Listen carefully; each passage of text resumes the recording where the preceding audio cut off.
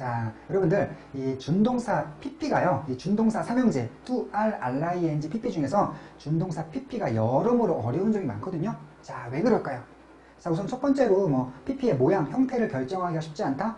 뭐 규칙 변화를 하는 경우에는 ed를 붙이고 불규칙 변화를 하는 경우에는 그 불규칙 3단 변화의 세 번째 것이고, 자, 그래서 그럴까요? 그거야 뭐 암기하면 되죠.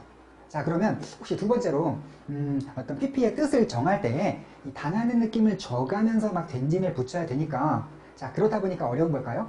자, 이것도 뭐 조금은 어려운 점이라고 할 수 있겠는데, 자, 이 준동사 pp가 특별히 어려운 점이 있다면은요, 자, 여러분들 이 to, r과 ring는요 동사의 여러 가지 변화형 중에서 그 형태가 겹치지를 않아요. 자, 그런데 이 pp는요, 준동사 pp는 동사의 여러 가지 변화형들 중에서 과거형이랑 겹치는 경우가 있습니다. 자, 무슨 말씀이냐면요.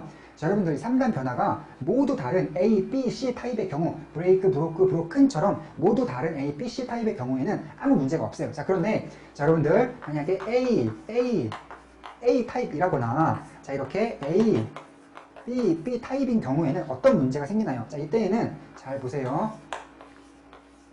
과거형과 pp형이 같아버리는 문제가 생기지요. 자, 그래서 자, 여러분들 그렇다면 과거형과 pp가 같다면 여러분들께 어떠한 어려움이 생긴다는 얘기일까요? 자, 여러분들께서 자, 문장 속에서 found를 만나셨을 때, 자, 과거형이면 뭐뭐 했다라고 해석해야 되거든요. 자, 발견했다. 만약에 이 found가 pp라면요, 발견된으로 해석을 하셔야 돼요. 자, 그리고 이 carried out이요.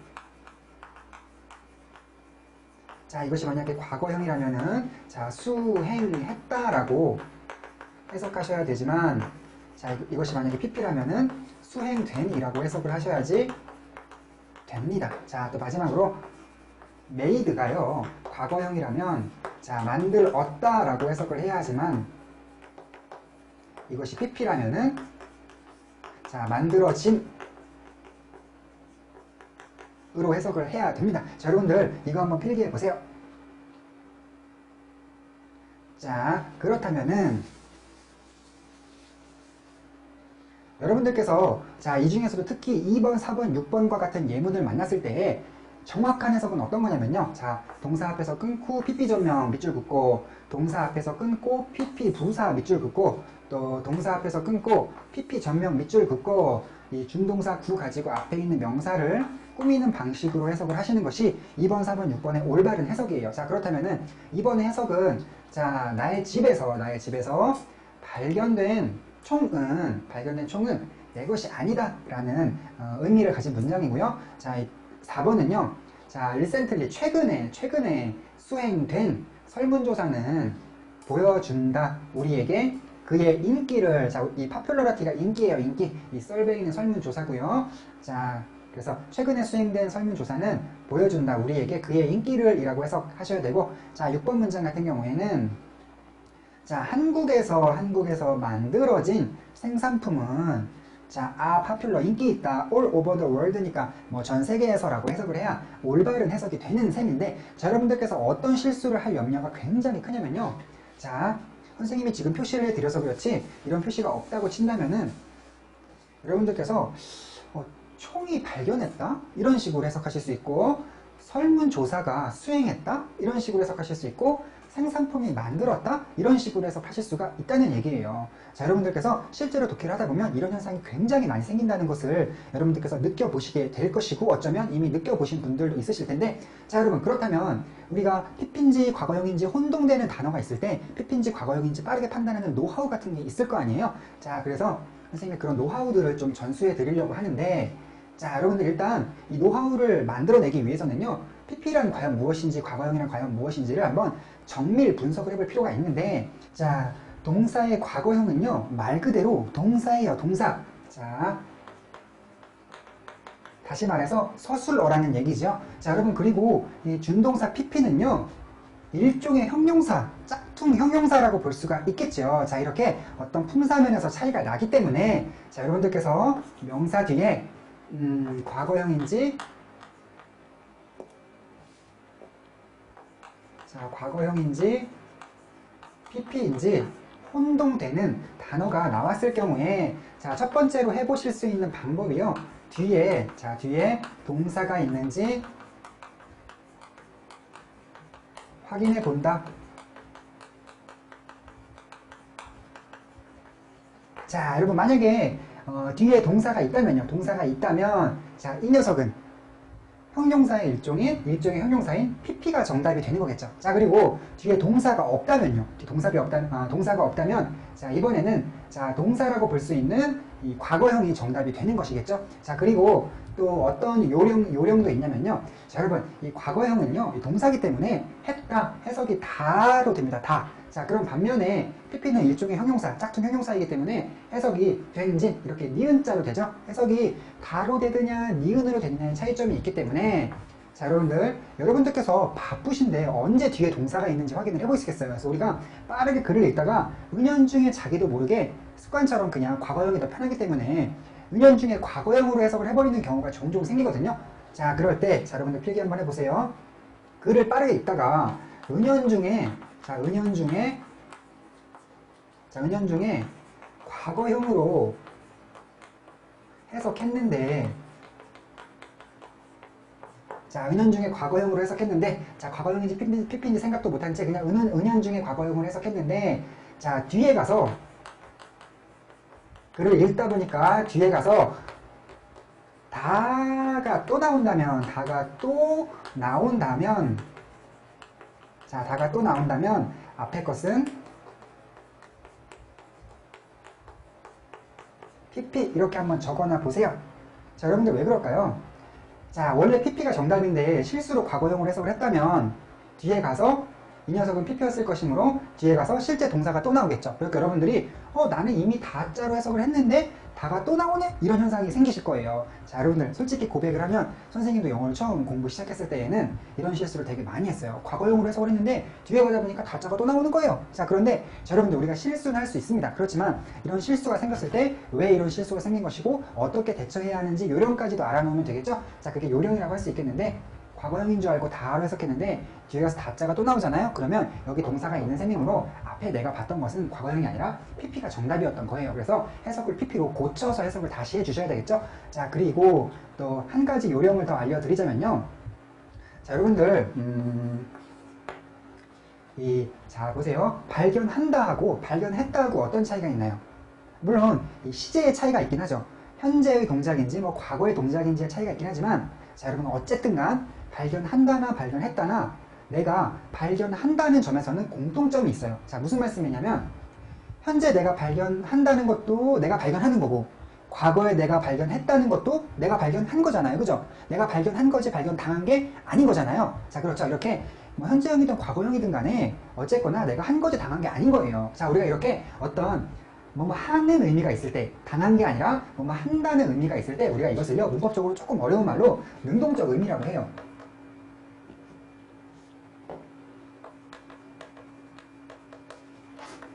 자, 그리고 또 반면에 하는 의미가 아니라 이번에는 당하는 의미, 예를 들어 발견당한다거나 발견된다거나 이런 느낌이 날 때 이런 의미, 당하는 의미를 또 우리가 조금 어려운 말로 수동적 의미라고 합니다.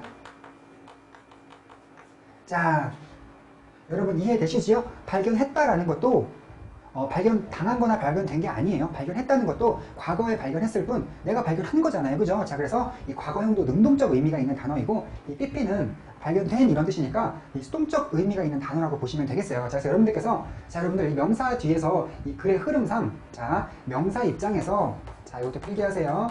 명사 입장에서 능동적 의미와 어울리는지 자, 능동적 의미와 어울리는지 자, 수동적 의미와 어울리는지를 생각해 보시면 될 것 같아요. 자, 여러분들 필기 다 하신 다음에 우리 실제로 한번 적용, 테스트 한번 해보러 가죠. 자, 여러분들 이 세 가지 말고 한 가지 정말 더 기가 막힌 요령이 한 가지가 더 있긴 한데 자, 오늘 이 시간에 너무 한꺼번에 알려드리면 우리 그것보다는 선생님 나중에 이 4번 요령에 대해서는 나중에 다시 한번 말씀드릴 기회가 있을 것 같으니까 여러분들이 일단은 이 세 가지 요령만 한번 익혀보도록 하세요. 필기 다 하신 다음에 다음 페이지로 넘어가도록 하겠습니다. 자, 여러분들 보시기에 자, 이 단어, 자, 그리고 이 단어, 그리고 또 6번에서 이 단어가 바로 오늘의 주인공인 이 과거형인지 PP인지 혼동되는 단어라고 보실 수 있겠는데요. 자, 여러분, 이 2번 문장 가지고 한번 해볼게요. 자, 뒤에 동사가 있는지 확인해본다. found가 과거형인지 PP인지 잘 모르겠어요. 뒤에 동사가 있는지 확인해본다. 비동사가 있네요. 자, 그러므로 이 녀석은 PP인 것이다. 자, 그리고 두 번째 요령. 자, 여러분들께서 글을 빨리 읽으시느라고 총은 발견했다라고 해석을 하셨어요. 자, 그랬는데 나의 집에서, 자, 총은 발견했다, 나의 집에서 라고 해석을 했는데 보니까 뒤에 이다가 또 나오죠. 자, 여러분들 한 문장에서 다자가 두 번 나온다는 건 좀 이상한 거잖아요. 그래서 아하, 여기 동사가 또 있으므로 다자가 또 나오므로 내가 앞서서 빠르게 읽느라 은연중에 과거형을 해석했던 녀석을 돌아가서 PP로 다시 고쳐서 해석을 해야겠다라고 생각해 보실 수가 있는 거겠고요. 자, 그 다음에 세 번째 방법을 한번 적용해 보면, 자, 여러분들 이 총이라는 녀석, 이 총이라는 명사 입장에서, 자, 명사 입장에 서자가 빠졌네요. 자, 명사 입장에서 이 총이라는 명사 입장에서 여러분들, 자, 발견을 한다는 능동적 의미와 어울리나요? 이 총이 발견된다는 수동적 의미하고 어울리나요? 자, 여러분들 총이 뭔가를 발견하는 건 좀 어렵겠죠? 총이 발견되면 몰라도, 그죠? 자, 그래서 이 총이라는 단어는 이 어떤 found라는 단어하고 어울리는 정도를 따져봤을 때 이 능동적 의미를 가지는 과거형보다는 수동적 의미를 가진 PP하고 잘 어울릴 것이다 라는 판단을 내릴 수가 있을 거예요. 자, 여러분들, 자, 똑같은 요령으로 4번 문장의 carried out과 6번 문장의 made에 대해서도 이 세 가지 방법들을 적용하시면서 여러분들이 PP로구나 하는 그런 판단을 스스로 한번 내려보시도록 하고요. 자, 그 다음에 여러분들께 이 3번 내용, 뭐 능동, 수동으로 따져보는 이 3번 내용을 가지고 한 가지 편법을 하나 소개해 드릴게요.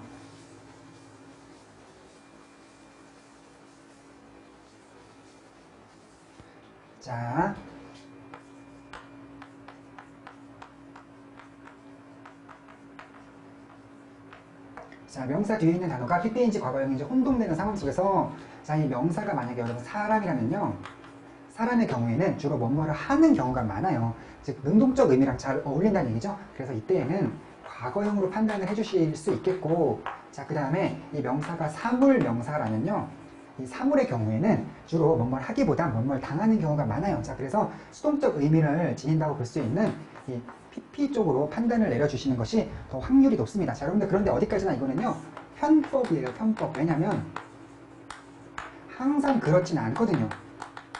항상은 아님. 우리 사람도요, 하기만 하는 게 아니라 당할 수도 있어요. 그리고 이 사물도 항상 당하는 것만 아니라 사물이 뭘 하기도 해요. 자, 그래서 이러한 어떤 소수의 가능성을 배제할 수는 없기 때문에 이 방법이 항상 통하는 건 아니지만 그래도 이따금씩 도움을 줄 수 있으니까 여러분들 한번, 자, 기록 필기 한번 해 놓으시고요. 자, 다음 페이지로 넘어가서, 자, 여러분들 F번에서 공부하실 내용은요, 우리가 앞서서 2번에서 공부했던 내용보다 훨씬 어려운 것을 공부하시게 될 텐데요.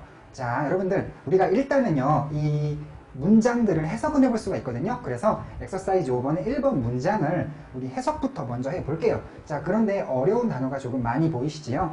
자, 여러분들, 리크루트는요, 뭐 모집하다, 선발하다, 뽑다 라는 뜻의 동사고요. 자, employee는요, 고용인이란 뜻이에요. 고용인. 자, 그리고 반면에 스펠링이 계속 같다가 끝에가 이가 아니라 R로 끝나는 employer라는 단어는요, 고용주라는 뜻이 있는 단어인데요. 선생님 생각에 이 고용주니 고용인이니 하는 말은요, 좀 어려운 말 같아요. 자, 그래서 선생님은요, 보통 어떻게 해석하냐면 employer는 고용주가 아니라 그냥 사장, 그 다음에 employee는요, 고용인이 아니라 그냥 직원. 선생님은 이렇게 해석을 하고 있어요. 여러분들도 한번 해보세요. 편합니다, 이게 더. 자, 그리고 또 undertake는요, 어떠한 일을 맡다 할 때 맡다 라는 뜻이 있는 동사 undertake고요. 자, 그 다음에 task는요, 일이라는 뜻이에요. 일. 자, 그러면 이 엑서사이즈 5번의 1번 문장을 해석을 한번 해보시면, 자, 구조는 뭐 우리가 이미 알고 있는 구조네요. 자, 해석을 해보면, 자, 우리는 뽑았다. 새로운 직원을. 어떤 새로운 직원? 그 일을 맡을 새로운 직원. 이렇게 해석을 하실 수도 있겠고, 우리는 뽑았다. 그 일을 맡을 새로운 직원을 이라고 해석해 보실 수도 있을 텐데, 자, 여러분들, 선생님 질문에 한번 대답을 해보세요. 자, 여러분들, 그 일을 맡는 게, 그 일을 맡을 게, 맡는 게 누군가요? 자, 여러분들 이 문장을 읽고 이 문장의 내용으로부터 이 문장의 의미로부터 한번 유추를 해 보셨을 때 그 일을 맡게 되는 건 새로운 직원이라는 것을 여러분들 쉽게 유추하실 수가 있지요. 자, 여러분들 이 새 직원, 이 직원을요 우리가 문법적으로 자 to re의 의미상 주어라고 부릅니다. 자, 여러분들 일단 필기해 놓으시고요. 자, 그럼 여러분들 의미상 주어라는 말이 무슨 말인지 궁금하시죠? 자, 여러분들 준동사의 의미상 주어라는 문법 용어가 있는데요. 준동사의 의미상 주어. 자, 무슨 말이냐면은 준동사가 나타내는 동작의 주인 또는 뭐 조금 더 주인을 조금 더 어려운 말로 주체라고도 하실 수가 있는데, 자, 여러분들 이 준동사도요 비록 준동사이기 때문에 뭐뭐 하다 라는 식으로 다자로 해석이 안 되기는 하지만 어쨌거나 준동사도 동사로부터 만들어낸 말이다 보니까 준동사에도 자 동작 정보가 담겨있기 마련이거든요. 자, 그러므로 우리가요 이 문장의 내용을 통해 이 문장의 이 문장이 가지고 있는 의미를 통해서 자 과연 이 떠맞는 동작의 주인이 누굴까?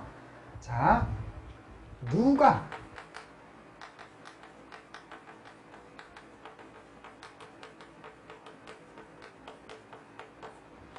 그 동작을 하는 걸까? 라는 질문을 해보셨을 때 이 질문에 대한 대답을 우리가 문장의 내용을 통해서 찾아낼 수가 있거든요. 자, 이랬을 때 자, 이 동작의 주인 이 동작이 누구냐? 다시 이 동작의 주인이 누구냐라는 그 물음에 대한 대답, 또 다시 한편으로는 누가 그 동작을 하냐라는 그런 물음에 대한 대답에 해당하는 그 사람이요 이 준동사의 의미상 주어가 되는 거예요. 자, 여러분들 꼭 사람은 아니어도 상관없어요. 뭐 사물일 수도 있겠는데, 자, 우리가 이러한 그 준동사도 동작을 나타내고 있기 때문에 그 동작의 주인이 누굴까? 또는 누가 그 동작을 하는 거냐? 라는 그런 질문을 했을 때 그 질문의 대답에 해당하는 뭐 사람 또는 사물, 우리가 이러한 것들을 그 준동사의 의미상 주어다라고 부르게 됩니다. 자, 그렇다면 여러분들 한 번 더 도전을 해보죠. 우리가 이번 문장을 한번 해석을 해보면은,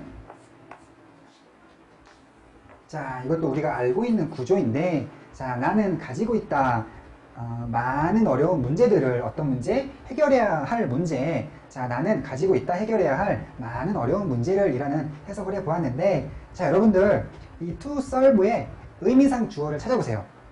자, 이렇게 또 문법 용어 써가지고 질문 드리니까 조금 어려우신가요? 자, 그러면 질문을 좀 쉽게 바꿔드린다면, 자, 이 해결하는 동작의 주인이 누굽니까? 더 쉽게 물어보면요, 누가 해결해요? 누가? 자, 여러분들 한번 문장을 쭉 읽고 내용을 통해서 유추해 보시는 거예요. 자, 그러면 자, 나는 해결해야 할 많은 어려운 문제를 가지고 있다라는 내용을 가진 문장이니까 결국 해결하는 사람은 나겠죠, 그쵸? 그러므로 우리가 이때 자, 이 I가 to R의 의미상 주어다라고 말해볼 수 있는 거예요. 자, 여러분 그렇다면 우리 이 2번 문장을 통해서는 한 가지 생각을 더 해볼 건데요. 자, 그럼 여러분들, 자, 그럼 결국 이 문장의 내용으로 봤을 때, 자, 나는 해결해야 할 많은 어려운 문제를 가지고 있어 라는 이 문장의 내용으로 봤을 때, 자, 내가 해결하게 될 대상이 뭡니까? 내가 해결해야 되는 대상이요, 바로 그 문제죠, 문제. 자, 그래서 우리가 이때는요 또 어떤 문법 용어가 가능하냐면, 자, 이렇게 우리가 이런 어떤 그 문장의 내용으로부터 유추를 했을 때 결국 내가 해결하게 되는 건 그 문제로군. 자, 이런 느낌이 들었죠?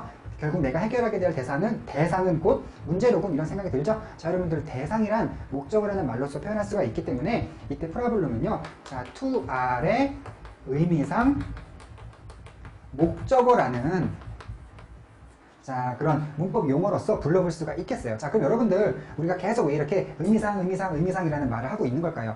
자, 우리가 왜 이런 의미상이라는 말을 쓰냐면 이 문장의 내용을 통해 이 문장이 가지고 있는 의미를 통해서 한번 유추를 해봤을 때, 생각을 해봤을 때 뭐 이 행동은 얘가 한다는 얘기군, 이 행동의 대상은 얘가 된다는 얘기군, 이런 식으로 우리가 찾아낸 거기 때문에 뭐 의미상 주어니 의미상 목적어니 이런 식의 의미상이라는 말을 사용을 하고 있는 거예요. 뭐 의미를 통해서 유추한 것이기 때문에. 자, 그리고 또 한편으로는 우리가 그냥 뭐 다짜고짜 주어다 목적어다 이렇게 불러버리면은 그 문장의 진짜 주어라든가 문장의 진짜 목적어랑 어떤 문법 용어 면에서 헷갈릴 수도 있겠잖아요. 그래서 우리가 준동사의 경우에는 이 준동사의 동작의 주인이 누굴까, 그 준동사 동작의 그 행위의 대상은 뭘까, 이런 생각을 해봤을 때에는요 뭐 의미상 주어다, 의미상 목적어다, 이런 문법 용어를 사용하게 되거든요. 자, 그럼 여러분들, 자, 그럼 의미상 주어와 의미상 목적어라는 개념을 이해하셨을 것 같고, 자, F번의 제목대로 우리 수식어와 피수식어의 의미상 관계를 한번 생각해봐요. 자, 여러분들 수식어는 뭐고 피수식어는 뭐냐면요. 수식어는 꾸미는 말이고 피수식어는 꾸밈을 받는 말이거든요. 자, 그러면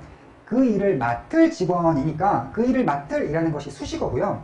자, 이 직원이라는 것은 수식을 받으니까 피수식어예요. 자, 그리고 해결할이라는 것은 이 많은 어려운 문제라는 말을 꾸밈으로 이때 이 to solve가 수식어가 되는 셈이고 이 problem이 수식을 받으니까 이 피수식어라고 볼 수가 있는 건데, 자, 여러분들 이 문장 속에서는요, 자, 수식어와 피수식어의 관계를 생각해 봤을 때 이 피수식어인 employee라는 명사가요, 이 피수식어인 employee라는 명사가 to 아래 의미상 뭔가요?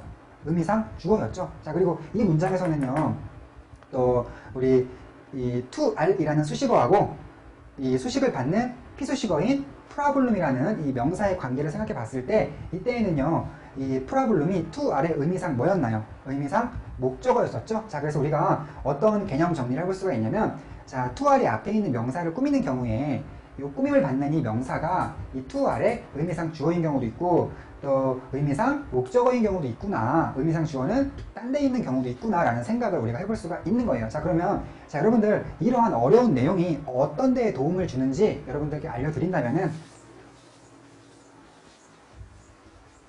자, 이 내용이 뭐 도움을 주는 것이 한두 군데가 아닌데 일단 제일 먼저 한 군데를 보여드리면요, 자, 여러분들 3번과 4번 문장에서 해석을 일단 해보시면, 자, 나는 가지고 있다 나를 도와줄 많은 친구들을, 자, 그리고 나는 가지고 있다 도와줄 많은 친구들을 이라고 봤을 때, 자, 여러분들 3번과 4번 문장에 분명한 내용 차이가 있거든요. 이 차이점을 구분을 한번 해보세요. 3번 문장이 의미하는 것은 뭐고 4번 문장이 의미하는 것은 뭔지 여러분들이 자, 곰곰이 한번 생각을 해보세요.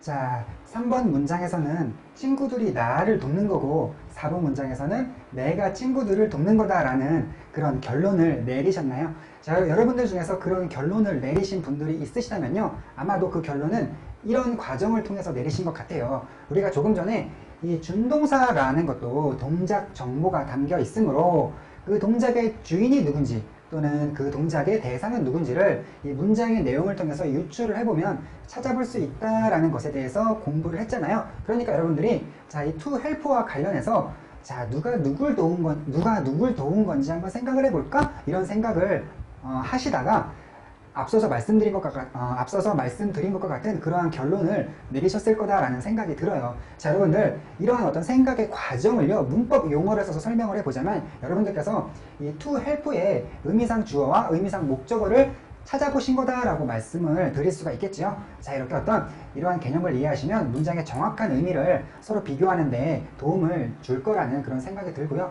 자, 그 다음에는 자, 여러분들 또 엑서사이즈 5번의 5번 문장을 해석부터 먼저 해보면요, 자, please give me, 나에게 주세요. chair to sit on 하면 자, 앉을 의자를 나에게 주세요 라는 그런 의미인데요. 자, 여러분들 이때 on이 좀 특이하죠? 자, 평소에 이렇게 혼자 남겨진 전치사에 대해서 특이하다라고 생각해 보신 분들도 계실 거고, 자, 이렇게 혼자 남겨진 전치사를 처음 보는 경우도 있을 텐데, 자, 여러분들 우리 전치사라는 것은요, 전명의 형태로 꼭 전치사 뒤에 명사가 꼭 나와야만 할 것 같지 않나요? 자, 그런데 이렇게 이 to r 뒤에 전치사가 혼자 남겨지는 경우가 영어에는 생길 수가 있어요. 자, 그 이유를 설명드리자면요, 자, 여러분들 자,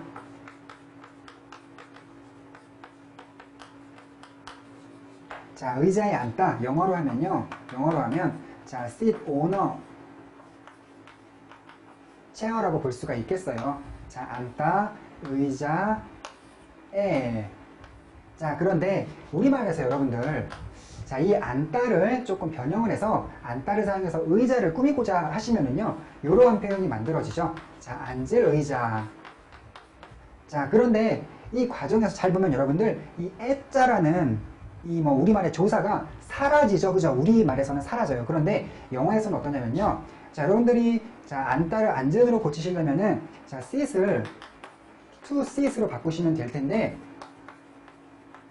자, 영어에서는요, 앉을 의자라는 말을 만드실 때에도요, 이 전치사 on이요, 사라지지 않고 그냥 sit 다음에 남아 있습니다. 자, 이러한 차이 때문에 영어에 이렇게 혼자 남겨진 전치사가 생길 수가 있는 거예요. 자, 우리말에서는 이런 애자가 사라지는데 영어에서는 전치사 on이 남아 있기 때문에 우리에겐 다소 생소한 이런 혼자 남겨진 전치사가 관찰될 수 있는 것이다. 자, 그렇다 보니까 여러분들 해석하실 때에는요, 어차피 우리말에서 생략하는 거 그냥 무시하신 다음에 그냥 안젤의자 이렇게 해석하시면 되고, 해석하실 때는 무시하시면 되시고, 자, 하지만 영작하실 때는 영어에서는 생략하지 않으니까 꼭 써주셔야 되겠죠. 그리고 여러분들께서 어떤 원리를 이해하셨으니까 앞으로 독해하시다가 이렇게 to r 뒤에 전치사가 혼자 남겨져 있더라도 어색해하지 않으실 수 있겠죠. 자, 여러분들 이 내용, 이것도 한번 필기해 보시고요. 자, 이때에는요, 우리가 어떠한 문법적 설명을 할 수가 있냐면, 자, 안젤이라는 꾸미는 말과 의자라는 꾸밈 받는 말 사이에 어떠한 의미상 관계가 있다라고 설명을 하냐면요. 자, 여러분, 나에게 앉을 의자를 달라는 얘기는 결국 의자에 앉겠다는 얘기잖아요. 의자에 앉겠다는 얘기잖아요. 자, 우리가 내용상 유추를 통해서 의자라는 말이 에라는 말과 굉장히 잘 어울린다는 것을 느껴볼 수가 있어요. 그래서 내용상 유추를 통해서, 의미상 유추를 통해서 이 on과 이 체어가 굉장히 잘 어울린다는 것을 알아내셨잖아요. 그래서 우리가 이때는요, 자, to r 플러스 전치사 구조에서 자, 이 체어라는 녀석이 이 전치사 on의 의미상 목적어다라고 이렇게 문법적으로 설명을 하고 있습니다. 자, 여러분들 한번 읽어보시고요. 자, 그런데요, 여러분들. 자, 이러한 원리를 이용해서 잘 나오는 문법 문제가 있는데, 자, 여러분들, 살 집, 공부할 방, 쓸 연필, 그러면 별로 어색한 거 못 느껴지시죠? 왜냐면 우리는 자, 이러한 표현에서 어차피 전치사가 있어도 해석을 잘 안 하기 때문에 이 시험 문제를 출제하시는 분들이 슬쩍 전치사를 빼놓고 문제를 내세요. 그러면 어차피 해석도 안 하는 거 여러분들께서 해석을 하시는 과정에서 이 전치사가 안 보이더라도 이 전치사가 빠진 거 아니야 라는 생각을 잘 못하시게 된다는 점을 이용하는 거죠. 자, 그래서 여러분들께서 자, 투알이 뭔가를 꾸미고 있는 그런 구조를 가지고 있는 시험 문제가 나왔는데, 여기 있는 명사가 예를 들어서요, 주로 어떤 도구라든가 아니면 기구 내지는 장소를 나타내는 명사들이 많이 와 있고, 투알이 그 앞으로 꾸미고 있을 때 여러분들께서 꼭 점검해 보실 것이 혹시 전치사 빠진 거 아니야? 라는 생각을 한번 해 보셔야 돼요. 그래가지고 이때 필요한 전치사를 찾아내실 수도 있는데, 자, 여러분들, 살집, 결국 그 집에서 살겠다는 거잖아요. 집에서 산다라는 표현을 살 집으로 바꿨을 때 이 에서라는 말이 국어에선 사라지지만 영어에선 남아 있어야 돼요. 인이 되겠죠. 자, 여러분들, 공부할 방 그러면 자, 잘 보세요. 방에서 공부하겠다, 그 방에서 공부하겠다는 거잖아요. 그 방에서 공부하겠다는 거잖아요. 자, 그럼 이때에도요, 에서라는 말을 여러분들이 국어에선 생략을 하지만 영어에서는 남겨 놓으셔야 되고요. 자, 여러분들, 자, 쓸 연필 좀 줘. 쓸 연필 좀 줘. 그러면은 결국 그 연필로 쓰겠다는 거잖아요. 그 연필로 글씨를 쓰겠다는 거잖아요. 그러면 자, 연필로에 해당하는 로, 어떤 그 도구와 잘 어울리는 영어의 전치사가 뭐가 있을까요? 로, with가 있겠죠. with. 그래서 이때에도 자, 영어로는 pencil to write는 틀린 표현이고 pencil to write with라고 해야 맞는 표현이 되는 거예요. 자, 여러분들, 이런 내용도 익혀놓도록 하시고요. 자, 그런데 사실 이러한 시험 문제는요, 그렇게 수준이 높은 문제는 아니라서 한 중학교 정도에 많이 나오고요. 사실 이 고등학생 이상을 대상으로 하는 시험 문제에서는 그렇게 출제 빈도가 높은 편은 아니기는 해요. 자, 여러분들 다 이해되셨죠? 자, 그러면 그 다음으로 넘어가서,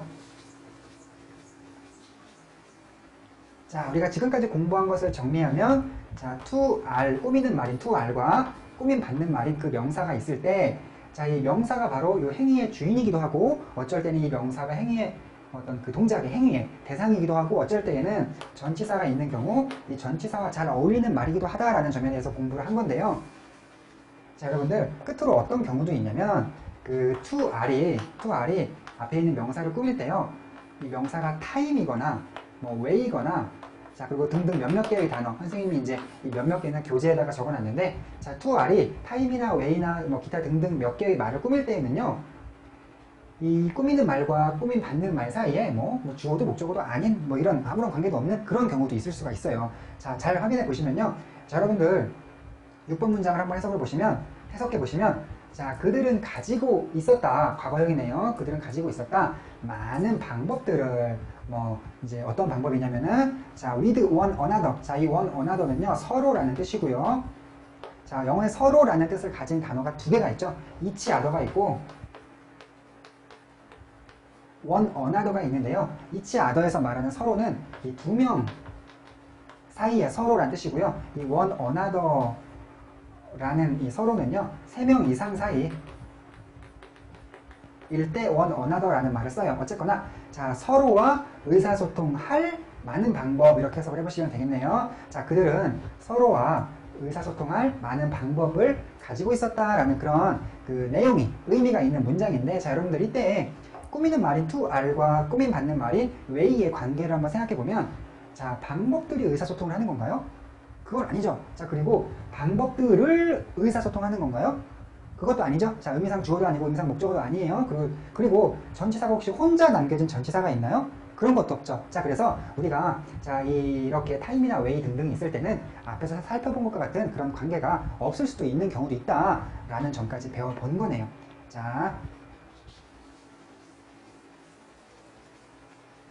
그 다음으로 가서요. 자, 여러분들 이번에는 투알이 명사를 꾸밀 때의 관계를 생각해 보는 게 아니라, 자, RING나 자, PP도 자, 이렇게 명사를 꾸밀 수가 있잖아요. 자, 이때에도 이 준동사와 이 꾸미는 말인 준동사와 꾸민 받는 말인 이 명사 사이에 어떤 의미상 관계가 있는지를 생각을 해 보실 수가 있거든요.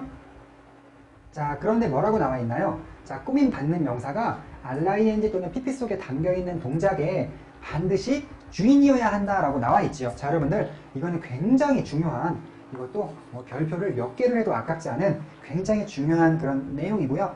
또 우리 뭐 각종 시험들에서 굉장히 자주 출제되는 그런 어떤 이론이라고 볼 수가 있겠는데, 자, 여러분들 엑서사이즈 6번의 1번 문장을 먼저 한번 해석해 보시면은, 자, 동사 앞에서 끊고 준동사 구의 밑줄을 한번 그어봤어요. 자, 점원에게 말하는 그 남자가 내 아빠다 라는 해석이지요. 자, 여러분들 우리 스피크가 말하다 라는 뜻이고, 자, 그렇다면 자, 스피킹은요, 스피킹은 뭐뭐 하는 이란 뜻이니까 말하는 이란 뜻이고요. 자, 그 다음에 스포크는요, 뭐 된지 또는 되는지는 이런 뜻이 있으니까 이 스포큰의 경우에는요, 자, 뭐 말하여지는 이라는 뜻이 있는 셈이에요. 자, 그럼 여러분들, 자, 선생님이 준동사 두 가지의 뜻을 정해 드렸으니까 우리 2번 문제는요, 한번 우리 시험 문제라고 생각하고 같이 풀어보기로 해요. 자, 여러분들 일단 해석을 통해서 한번 접근해 보면요, 자, 스피킹을 골라서 해석을 들어가 볼게요. 자, 그러면 한국에서 자, 말하는 언어는 한국어다. 해석 괜찮네요. 자, 그 다음에 자, 스포큰을 가지고 해석을 들어가 보면 한국에서 말하여지는 언어는 한국어다. 이것도 해석이 괜찮죠. 자, 여러분들 해석이 둘 다 괜찮죠. 그래갖고 여러분들이 이번 문제는요, 어떤 이론적인 배경 없이 해석만으로 문제를 풀었다간 풀 수가 없는 문제예요. 우리말로 해석하면 둘 다 자연스러워 보이니까. 그런데 미국 사람들은요, 이 둘 중에 어느 하나가 나오면 자연스럽고 어느 하나가 나오면 자연스럽지 않다는 걸 금방 느껴내요. 근데 그 사람들은 뭐 자기네 언어니까 어떤 직관이라는 것으로부터 이론적 배경 없이도 자연스럽다, 자연스럽지 않다라는 것을 금방 골라낼 수가 있지만, 우리는 그런 게 없잖아요. 우리말로 해석해보니까 뭐 어처구니 없이 둘 다 자연스러운 느낌이 나버리잖아요. 그래서 우리는 자, 영어에 대한 직관이 없기 때문에 이러한 이론적인 배경을 익혀서라도 이런 문제를 풀 줄 알아야 되는 건데, 자, 여러분들 방금 선생님이 별표 2개 쳐드린 것을 보면, 자, RING나 PP가 명사를 꾸밀 때에는 그 명사가 반드시 이 준동사가 나타내고 있는 동작의 주인이 되어야 된다라는 그런 설명이 나와 있죠. 자, 그렇다면 여러분들, 자, 이 랭귀지라는 명사가 지금 스피킹 또는 스포큰의 꾸밈을 받고 있는 상황인데, 이때 이 랭귀지라는 이 피수식 당하는 명사가, 피수식 명사가 꾸밈 받는 명사가요, 스피킹이라는 동작의 주인으로서 적합한지 아니면 이 스포큰이 말해주는 그런 동작의 주인으로서 적합한지를 생각해 보셔서 어느 쪽의 주인이 더 적합한지를 결정하셔야 되는 그런 문제라고 볼 수 있겠는데, 자, 여러분 스피킹, 말하는 동작의 경우에는요, 자, 언어가 어떤 말하는, 선생님처럼 이렇게 말하는 동작을 언어가 할 수 있을까요? 이 말하는 동작은요, 언어 입장에서는 적합하지 않은 동작이에요. 자, 그런데 자, 여러분들이 말하여지는 동작을 한번 생각해 보시면, 이 말하여지는 동작은요, 언어 입장에서 말해질 수는 있죠. 남들에게 언어가 말해질 수는 있는 거잖아요. 자, 그래서 아하, 말해지는 것은, 이 말해지는 동작을 본다면 이 언어가 주인이 될 수가 있지만, 이 말하는 동작의 주인으로서 언어는 적합하지 않잖아요. 그래서 우리가 이때 정답은 스피킹이 아니고 스포큰으로 골라 주실 수가 있는 거예요. 자, 여러분들 굉장히 중요한 내용이죠. 됐고요.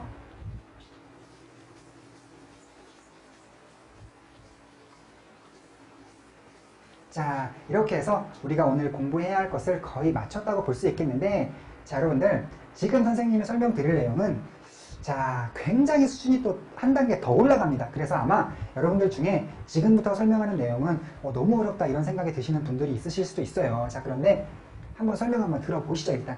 자, 여러분들, 우리가 방금 어떤 얘기를 했냐면, 자, 언어는 말을 할 수는 없고 말하여 질 수는 있으니까 이 언어라는 것이 스피킹하고는 어울리지 않고 스포큰하고는 어울려 라는 그런 문제를 풀어봤잖아요. 자, 그럼 여러분들 한번 이 문제도 한번 풀어보시죠.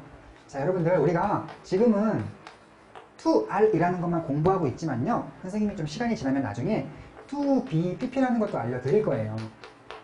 자, 여러분, 이 RING하고 pp가 예를 들어서 스피킹하고 스포큰이요, 어떤 뭐랄까요, 어떤 짝꿍 관계에 있어요. 조금 어려운 말로 이 두 단어도 무슨 능동수동 관계라고 볼 수가 있겠는데, 자, 아직까지 뭐 그렇게까지 능동수동까지 접근하지는 마시고요. 어쨌거나 이 스피킹이 말하는 이란 뜻이라면 이 스포큰은 말하여지는 이라는 뜻이었잖아요. 그렇듯이 이 to R과 to BPP도 같은 관계가 있는데, 예를 들어서 여러분들 이 to 컷이 자를 이란 뜻이잖아요. 그런데 이 컷이라는 단어가 불규칙 3단 변화가 자, 컷이에요. 자, 그래서 to R을 만들 때 to 컷이라고 하고, 이 to B PP를 모양을 만드시게 될 때는요, 자, to B PP니까 컷을 써줘서 이 to 컷과 자, 이 컷이라는 동사의 to R 형태가 to 컷이라면 이 컷이라는 동사의 to B PP 형태는 to B 컷이 된다고 볼 수 있겠는데, 유사한 관계가 여기에도 있다고 말씀드렸기 때문에, 자, 말하는, 말하여지는 이런 관계가 여기에도 있기 때문에 to 컷이 자를 이면은요, 이 to B 컷은요, 잘릴 이라고 보시면 돼요. 자, 그럼 여러분들, 자, 이 to 컷은 자를 이렇게 꾸미고, 자, 이 to B 컷은요, 뭐 잘릴 이렇게 꾸미게 되겠죠. 자, 여러분들, 그렇다면은 이 두 가지 표현 중에서 어느 게 더 적합한지 한번, 올바른 표현인지 한번 생각해 보세요. 자, 조금 전에 선생님이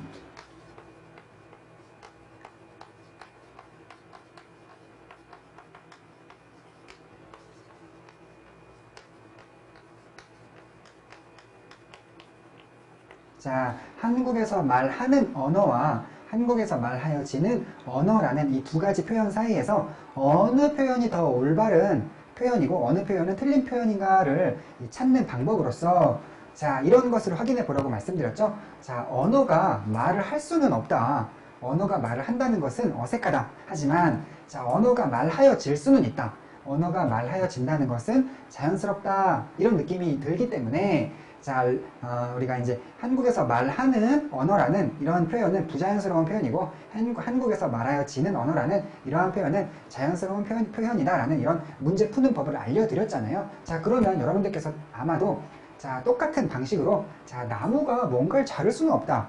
하지만 나무가 잘릴 수는 있다. 그러시면서, 자, 이 표현은 올바르지 않고 이 표현은 올바른 표현이에요 라고 말씀하셨을지도 모르겠어요. 자, 여러분들 이런 생각 많이들 하시는데요. 자, 하지만 실제로 이러한 구조를 가진 문장들이 훨씬 많이 돌아다니고요. 이러한 구조를 가진 문장들은 그렇게 많이 보이지는 않습니다. 자, 그럼 여러분들, 자, 나무가 자를 수도 없고 나무는 오히려 잘려야 되는데 어떻게 이 나무라는 것이 자를이라는 이런 to R에 꾸밈을 받을 수가 있는 걸까요? 자, 여러분들, 우리가 조금 전에 준동사와 준동사의 꾸밈을 받는 명사의 관계라는 것을 공부할 적에, 자, 잘 생각해 보세요.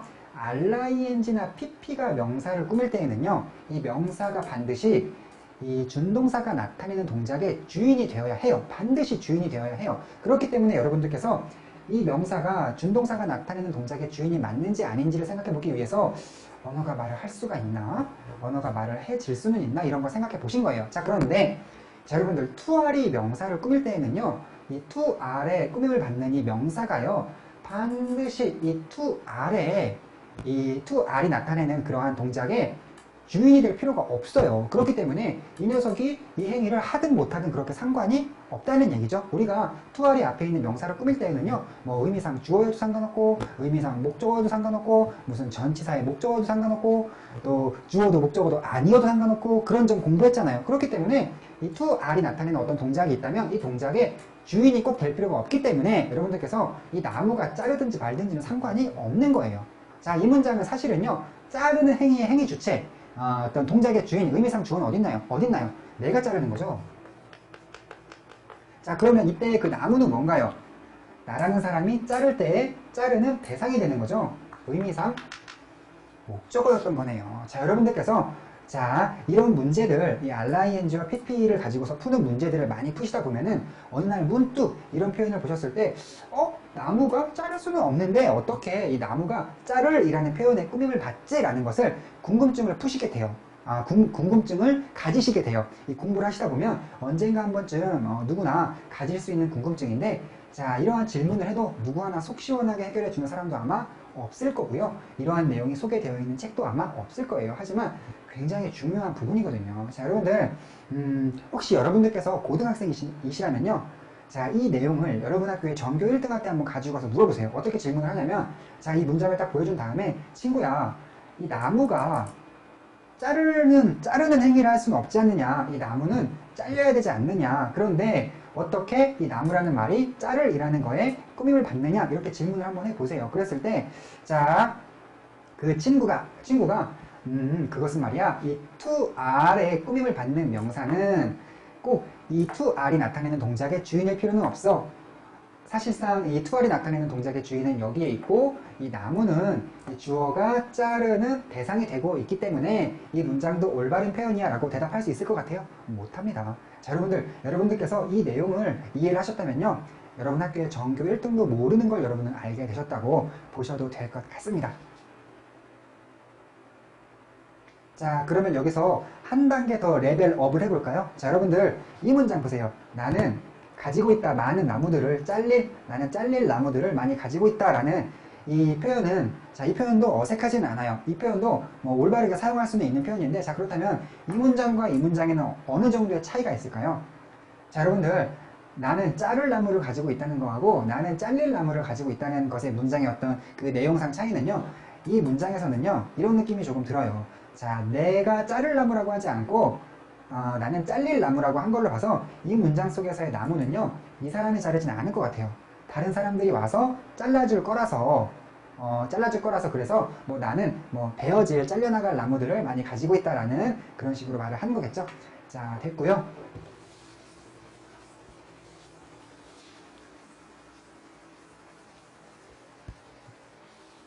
자, 그리고 또 우리 First Timers 코너에 들어가기 전에, 자, 바로 다음 페이지가 First Timers 코너가 나오거든요. 자, 그 전에 한 가지만 더 말씀을 드리자면은, 자, 여러분들 엑서사이즈 1번의 3번 문장과 엑서사이즈 3번의 3번 문장이 있는데, 자, 여러분 이 문장의 올바른 해석은요,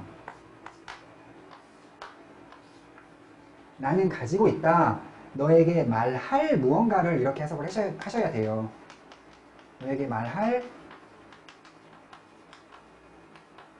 무언가를. 자, 그리고 3번 문장에서, 자, 이 위에 줄에 있는 부분의 해석은요, 자, 이 time이라는 단어를 pp 전명이라는 준동사 구가 꾸미고 있거든요. 그렇기 때문에, 자, 정기 검사에 쓰여진 시간, 이렇게 해석을 하셔야지 올바른 해석이에요. 자, 그런데 자, 선생님이 이제 현장 강의를 할 때에는 학생들한테 해석을 많이 시켜본다고 했잖아요. 그러면 자, 어떤 경우가 굉장히 많냐면 이 something to say to you를요, 자, 이렇게 해석하시는 학생들이 굉장히 많이 있습니다. 자, 무언가 너에게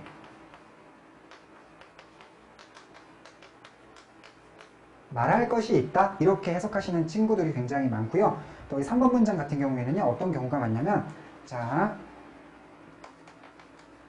정기 검사에 시간을 쓰는 것은 이라고 해석하는 친구들을 많이 봤어요. 자, 그러면 자, 이렇게 해석을 하는 친구들에게 선생님이 가차없이 그거 아니야. 너에게 말할 무언가를 해석해야 하고 정기검사에 쓰여진 시간을 해석해야 돼 라고 말을 해주면요, 학생들이 자, 약간 뭐 이제 반항기가 조금 있거나 학생들 같은 경우에는 에이 선생님, 내가 한 거나 선생님이 한 거나 그게 그거잖아요, 이렇게 대답을 해요. 자, 그러면 선생님도 물론 그 말에는 공감을 합니다. 자, 너에게 말할 무언가나 무언가 너에게 말할 것, 자, 너에게 말할 무언가가 있어 라는 거나 무언가 너에게 말할 것이 있어나 거의 같습니다. 자, 그리고 또 정기검사에 쓰여진 시간은 이라고 해석을 하나 정기검사에 시간을 쓰는 것은 이라고 해석을 하나 거의 차이가 없어요. 그런데도 선생님이 자, 이런 식으로 해석하는 것은 틀렸다 하고 이렇게 해석하는 것이 맞으니까 이런 식으로 해라 라고 말하는 이유가 뭘까요?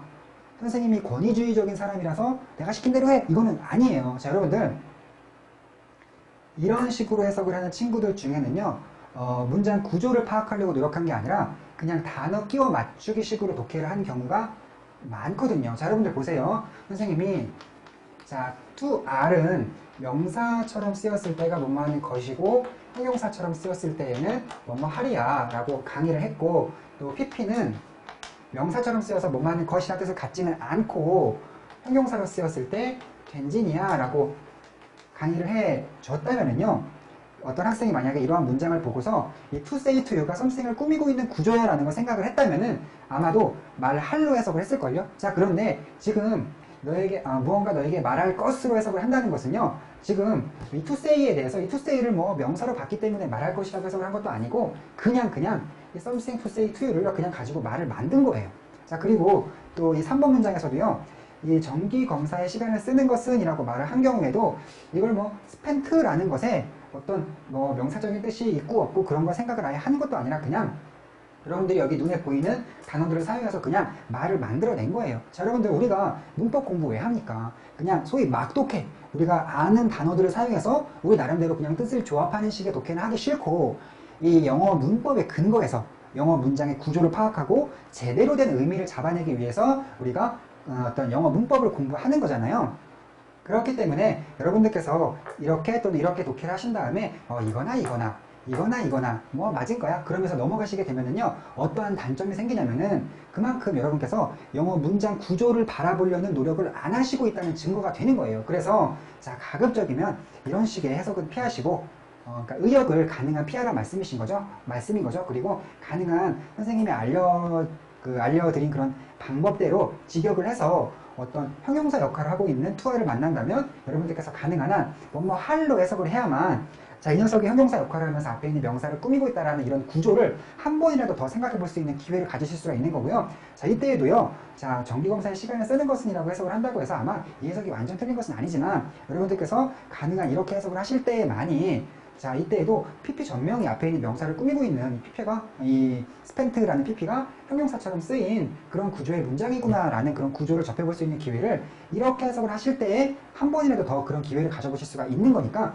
여러분들도요, 선생님이 말씀드린 대로 자, 이런 식으로 해석을 하는 습관을 가져보도록 하세요. 여러분들 영어 문장의 구조는요, 굉장히 중요합니다. 이 영어 문장이라는 것은요, 영어라는 언어 자체가 어떤 형식미가 돋보이는 그런 언어라고 우리가 파트 1 공부할 때 말씀드린 적이 있잖아요. 어떤 단어들이 제각각 나와야 되는 위치 같은 게 정해져 있기 때문에 어떤 구조라는 게 형성이 되는 언어가 영어예요. 그렇다 보니까 우리가 영어 공부를 할 때에는 그 영어 문장의 구조를 항상 생각을 해야 이 영어라는 언어하고 잘 친해집니다. 자, 그런데 반면에 여러분들 한국어는요, 특별하게 어순이 자유롭기 때문에 어떤 고정된 구조라는 게 별로 없어요. 그래서 만약에 미국 사람의 우리말을 공부할 때 한국 문장의 구조를 파악하고 있다면 말려야 되겠죠. 그때는요. 자, 그래서 여러분들 영어 문장의 구조와 친해질 수 있게 선생님이 알려드린 대로 딱딱 어떤 역할을 지켜가면서 그 역할에 알맞는 해석을 하면서 이 구조를 생각하는 그런 공부 연습하셔야 된다라는 점 강조해 드리고 싶고요. 선생님이 또 경험해본 바에 의하면 실질적으로 선생님 말을 따라서 지킬 것 지켜가면서 이 독해 연습을 하신 분이 이 실력이 성장되는 속도가 훨씬 빠릅니다. 자, 그리고 이렇게 대강대강 독해를 하는 학생들은요, 실력이 별로 안 늘어요. 솔직히. 자, 여러분들 아시겠죠? 자, 그러면 오늘 수업이 거의 끝난 것인데